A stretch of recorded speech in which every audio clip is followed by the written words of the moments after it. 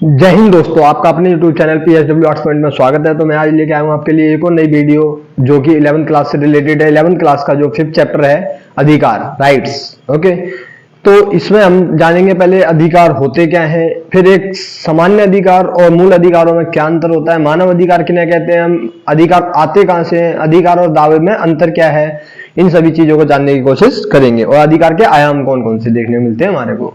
तो शुरू करते हैं, अधिकार क्या होते हैं। तो अधिकार का मतलब ये नहीं होता कि कोई भी बात जो हम कह दें कि हाँ ये मेरा अधिकार है वो अधिकार हो जाएगा, नहीं।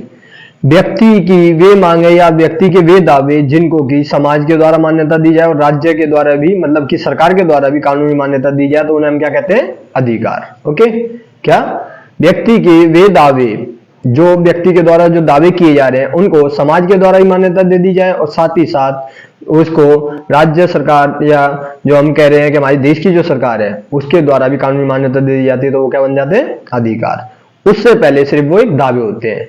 हर दावा एक अधिकार नहीं बन सकता, जबकि एक अधिकार जो है वो हमेशा एक दावा जरूर रहा होगा। ओके, अधिकार और दावे में सिर्फ इतना सा अंतर है कि हर दावा अधिकार नहीं बन सकता क्योंकि हर मांग तो पूरी होती नहीं, बट हर अधिकार एक दावा जरूर रहा होगा एक टाइम पे। ओके, तो अधिकार मूल रूप से ऐसे दावे होते हैं जिनका औचित्य सिद्ध हो, मतलब जिनका कोई लॉजिक हो। ये नहीं कि हाँ कोई भी एक अधिकार बन गया।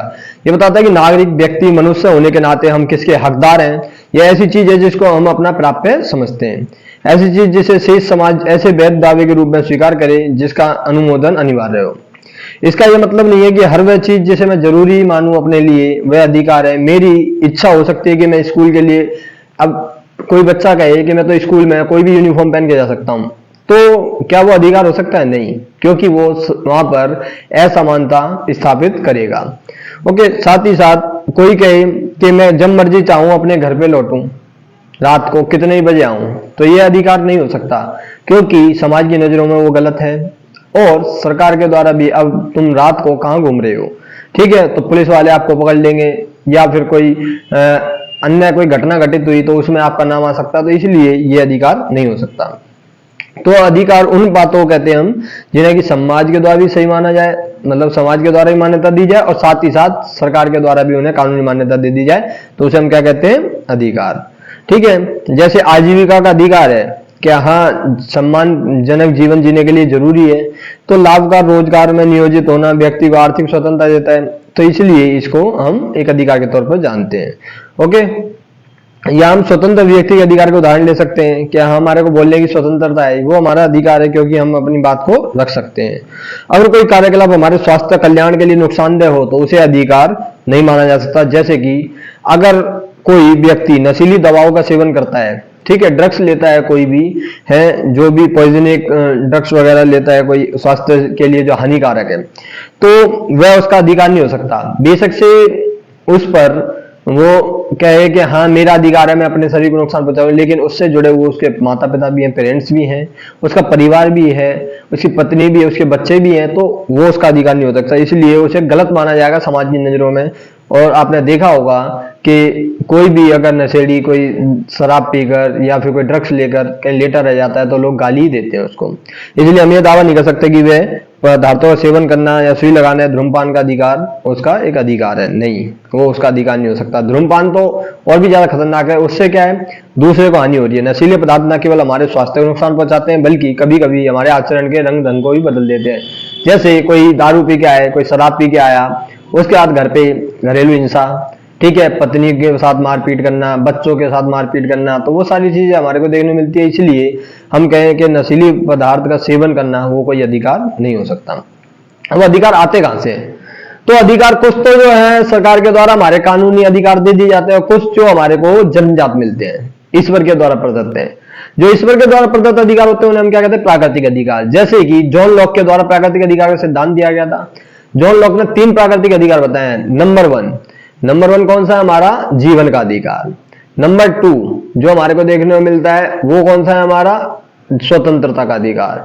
नंबर 3 जो देखने मिलता है संपत्ति का अधिकार। ये 3 अधिकार जॉन लॉक ने ऐसे बताए हैं जो कि मानव के द्वारा मतलब नहीं दिए गए, ना सरकार के द्वारा दिए गए, वो जन्मजात मिले हैं, वो ईश्वर के द्वारा प्रदत्त हैं और उन्हें कोई छीन नहीं सकता एक मानव होने के नाते। तो 17वीं 18वीं शताब्दी हम देखें तो अनेक राजनीतिक सिद्धांतकार थे जिनके द्वारा ये सिद्धांत दिए गए थे ज्यादातर कि प्राकृतिक अधिकार होते हैं हमारे कुछ जो प्रकृति के द्वारा दिए गए। तो ये 3 अधिकार मैंने बताई जॉन लॉक के द्वारा व्याख्यात किए गए थे कि कौन से 3 प्राकृतिक अधिकार हैं। इसका अर्थ है कि जो ईश्वर प्रदत्त है उन्हें कोई मानव शासक या राज्य इनसे छीन नहीं सकता। प्राकृतिक अधिकारों के विचार का इस्तेमाल राज्य और सरकारों के द्वारा किया जाता है। प्राकृतिक अधिकार शब्द से ज्यादा मानव अधिकार शब्द का प्रयोग हो रहा है आज के टाइम पे कि मानव होने के नाते हमारे को कुछ अधिकार मिले हुए हैं तो उनका कोई हनन नहीं कर सकता। ठीक है, तो सभी लोग मनुष्य होने मात्र से सभी चीजों को पाने के हकदार हैं। ठीक है, आदमी विशिष्ट और समान महत्व का है तो मूलभूत आवश्यकताएं जो पूरी होती हैं वो तो पाने का अधिकार है ही है। ठीक है, इस विचार का इस्तेमाल नस्ल, जाति, धर्म, लिंग पर आधारित मौजूदा असमानता को चुनौती देने के लिए किया जाता है। और संयुक्त राष्ट्र संघ के द्वारा कही जाए तो इसके लिए मानव होने के नाते मानव अधिकारों की सार्वभौमिक घोषणा भी की गई थी। कब की गई थी मानव अधिकारों की सार्वभौमिक घोषणा संयुक्त राष्ट्र संघ के द्वारा? तो 10 दिसंबर 1948। ओके, 10 दिसंबर 1948 को डिक्लेरेशन की गई थी यूएन के द्वारा। किसको लेकर? ह्यूमन राइट को लेकर कि मानव अधिकार जो होते हैं वो सभी के एक मानव होने के नाते मिलने चाहिए। तो 2 जगह से अधिकार आते हैं, कहां से? या तो ईश्वर प्रदत्त अधिकार होते हैं जिन्हें प्राकृतिक अधिकार कहते हैं, या फिर जो सरकार के द्वारा कानूनी अधिकार होते हैं जो सरकार के द्वारा दे दिए जाते हैं, जो हमारे संविधान में दिए गए हमारे को। अब देखो अधिकार और मौलिक अधिकार में अंतर क्या है ये पता होना चाहिए आपको। पहली बुक में आपने पढ़ा था मौलिक अधिकार के बारे में, दूसरा चैप्टर था आपका पहली बुक का। ओके, जैसे पहला चैप्टर आपने पहली बुक में पढ़ा था संविधान की ओर कैसे, ऐसे ही दूसरा चैप्टर उसमें था क्या? अधिकार, जो मौलिक अधिकार से संबंधित था। तो मौलिक अधिकार वे अधिकार होते हैं जिन्हें संविधान में सूचीबद्ध किया गया है और न्यायपालिका की सुरक्षा प्राप्त है, उन्हें हम क्या कहते हैं? मौलिक अधिकार। वो बहुत ज्यादा मौलिक है। ओके, तो उनकी रक्षा के लिए संविधान में प्रावधान भी किया गया है। और सामान्य अधिकार वे अधिकार होते हैं जिन्हें की न्यायपालिका की सुरक्षा प्राप्त नहीं होती, सिर्फ एक हमारे को अधिकार इसलिए मिले होते हैं ताकि हम अपना विकास कर सकें। ओके, उसके बाद बात करें तो गरिमा और आत्मसम्मान से परिपूर्ण जिंदगी जीने का सभी का अधिकार है। पूरी दुनिया के उत्पीड़ित जन सार्वभौम मानव अधिकार की अवधारणा का इस्तेमाल उन कानूनों को चुनौती देने के लिए कर रहे हैं जो पृथक करने वाले और सम्मान, अवसरों तथा अधिकारों से वंचित करते हैं। ठीक है, तो विविध समाजों में जो जो नए खतरे और चुनौतियां उभरती हैं त्यों त्यों मानव अधिकारों की सूची लगातार बढ़ती जा रही है कि हाँ अलग अलग तरीके से, जैसे कि अब कहें स्वच्छ हवा एक मानव अधिकार है कि मानव होने के नाते हमारे को स्वच्छ हवा मिलनी चाहिए, शुद्ध जल मिलना चाहिए, टिकाऊ विकास। लेकिन अब बात सारी यहाँ पे आती है कि सारी चीजें हो सकती हैं लेकिन उसके लिए जरूरी ये भी है कि हम अपने कर्तव्य का ही पालन करें। अधिकार कब आते हैं? अधिकार जब आते हैं जब आप अपने कर्तव्य का पालन करेंगे। अधिकार से पहले जिम्मेवारी है। अब अधिकार और जिम्मेवारी में संबंध बताता हूं मैं तुम्हारे को। ओके, अधिकार और जिम्मेवारी।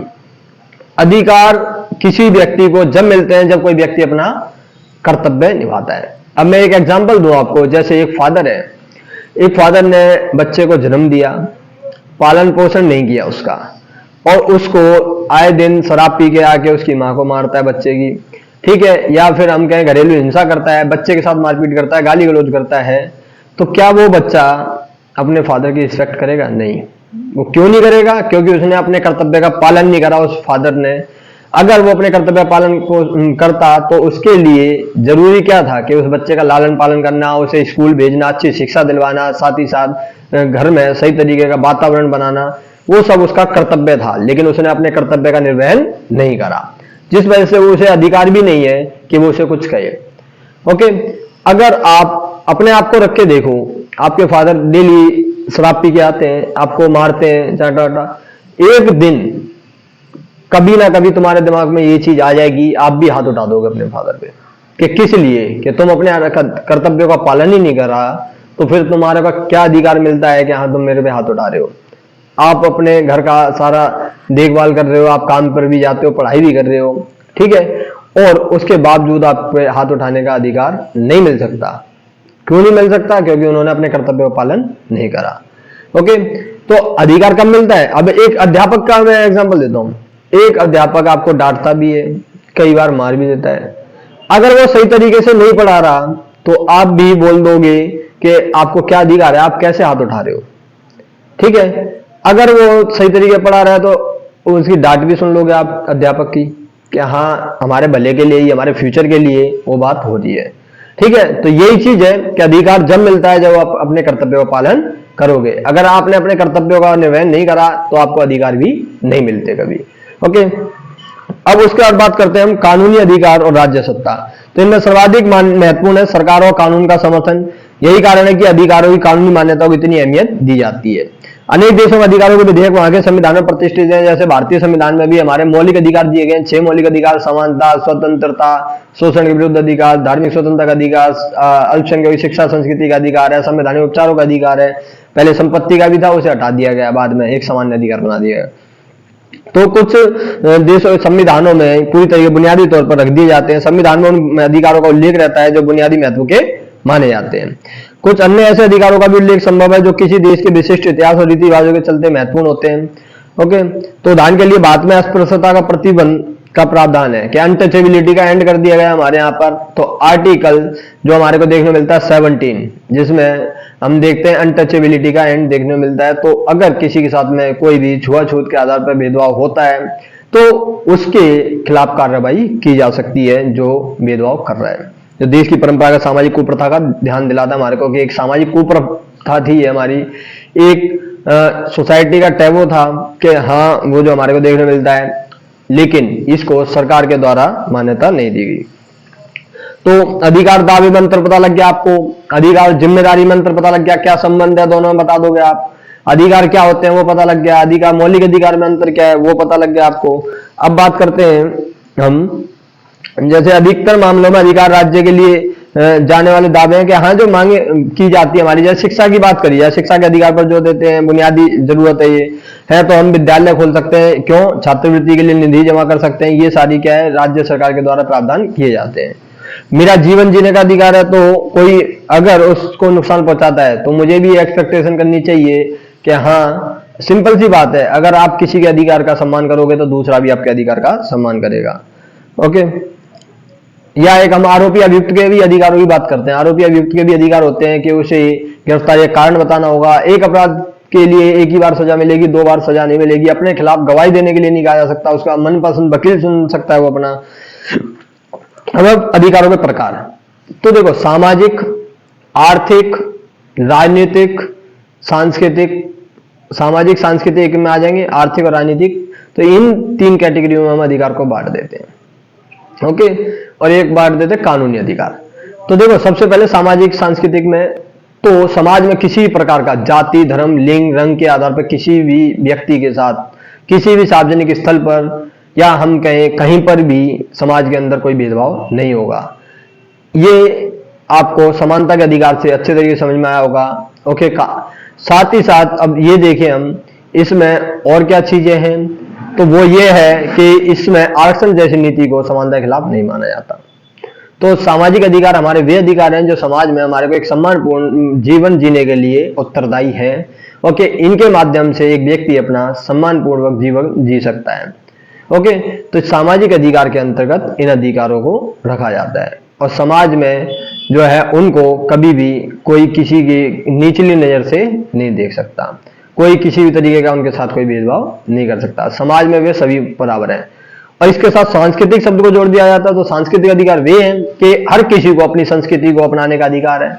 एक भारतीय होने के नाते हमारा जो पहनावा है, खान पान है, रीति रिवाज है, हमारे को उनको फॉलो करने के लिए कोई भी नहीं रोक सकता। ओके, तो ये सामाजिक सांस्कृतिक अधिकार में। अब बात करें आर्थिक अधिकार की, तो सभी को रोजगार पाने का अवसर मिलना चाहिए और साथ ही साथ अगर कोई कार्य कर रहा है तो उसको उसका न्यूनतम वेतन भी मिलना चाहिए, चाहे वो महिला हो चाहे पुरुष, जाति, धर्म, लिंग के आधार पर किसी तरीके का उनके साथ कोई भेदभाव ना हो उसमें, क्योंकि कार्य उनके द्वारा सेम किया जा रहा है। राजनीतिक अधिकार की बात करें तो राजनीतिक अधिकार में क्या है, वोट देने का अधिकार, चुनाव लड़ने का अधिकार, अपना प्रतिनिधि चुनने का अधिकार, सरकार को चुनने का अधिकार, ये सारी चीजें राजनीतिक अधिकार के अंतर्गत आ जाती है। कानूनी अधिकार की बात करें तो कानून की नजरों में सभी समान होने चाहिए। अगर किसी के द्वारा कोई अपराध किया जाए तो उसे दंड दिया जाना चाहिए। ये नहीं सोचना चाहिए वो किस पद पर है, कौन है, उस व्यक्ति की जो सामाजिक पहचान है उसे ध्यान में नहीं रखना चाहिए।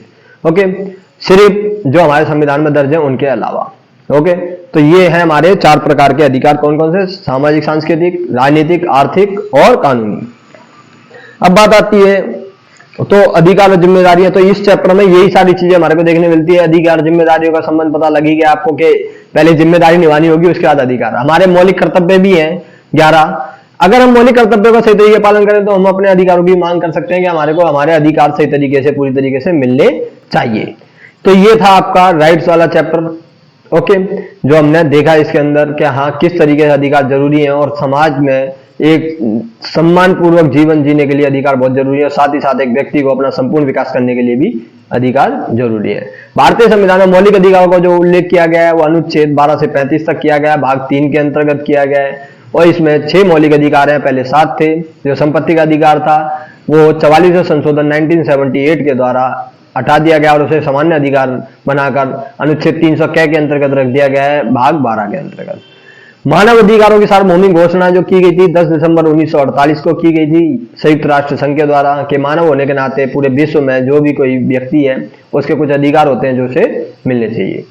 तो ये था आपका पूरा चैप्टर, आपको इंटरेस्टिंग लग रहा होगा, और ज्यादा से ज्यादा स्टूडेंट के साथ शेयर करो। अगर कोई आपको परेशानी होती है समझने में तो कमेंट करो कि हाँ ये चीज मेरे को समझ में नहीं आई, और ज्यादा से ज्यादा चैनल को शेयर करो। ओके, और अगर आप इस चैनल पे नए हो तो चैनल को सब्सक्राइब करो, बेल आइकन को प्रेस करो ताकि आने वाली वीडियोस की नोटिफिकेशन आपको मिल सके। तो ये थी आपकी वीडियो। तो थैंक यू गाइस, जय हिंद, जय भारत।